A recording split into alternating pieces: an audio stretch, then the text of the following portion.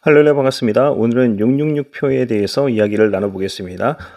이 666표는 과거에 바코드를 시작으로 해서 시간이 지남에 따라 베리칩, RF칩을 거쳐서 코로나 시대에는 코로나 백신이 666표인 것 같다는 일부 확신 또는 추정을 가지고 주장하시는 분들이 계셨어요.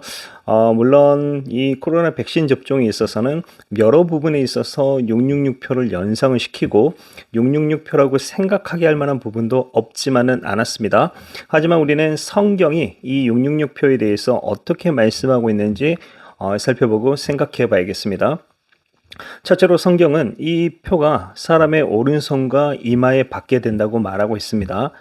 그리고 둘째로 이 표가 없으면 매매를 포함한 모든 경제 활동을 할 수 없게 된다고 말하고 있어요. 그리고 세 번째, 이 표가 궁극적으로 문제가 되는 이유는 이 표를 받게 되면 구원을 상실하게 된다고 성경은 말하고 있기 때문입니다. 그런데 우리가 한 가지 생각해 봐야 될 게 있습니다. 과연 이 666표는 어느 때, 어느 시기에 등장하는가죠? 성경을 보면 이 666표는 세계 통합 정부가 구성이 되고요.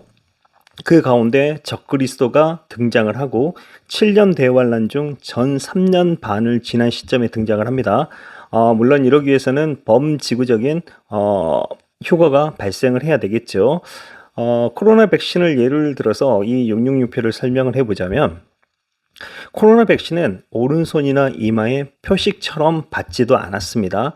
그리고 경제 활동에 일부 제한이나 제재가 있었지만 모든 경제 활동을 할 수 없었던 것도 아니에요. 그리고 성경을 보면 이 666표를 받는 것은 짐승의 우상을 경배하는 행위로 이 표를 받지 않는 자는 몇 명이든 다 죽게 한다고 말씀하고 있는데 이 백신 접종을 하지 않았다고 해서 강제로 사용을 시키거나 사람을 죽이지도 않았습니다. 다시 말하자면 이 666표는 성도의 구원과 관계가 있습니다. 666표는 구원의 파괴와 관계가 있어요. 그래서 이 표는요, 구원을 상실하게 합니다. 그런데 그러기 위해서는 이 표와 관련해서 먼저 환난과 핍박을 통한 전 지구적인 배도가 있어야 돼요. 전 지구적인 환난과 핍박을 통한 배도가 있어야 합니다. 성경은 데살로니가 후서 2장 3절에 먼저 배도하는 일이 있다고 말하고 있습니다. 그리고 이 표를 받는 행위는요, 그리스도를 부정하는 행위가 되어야만 합니다. 예수님을 실제적이고도 적극적으로 부인하는 행동이 되어야만 해요.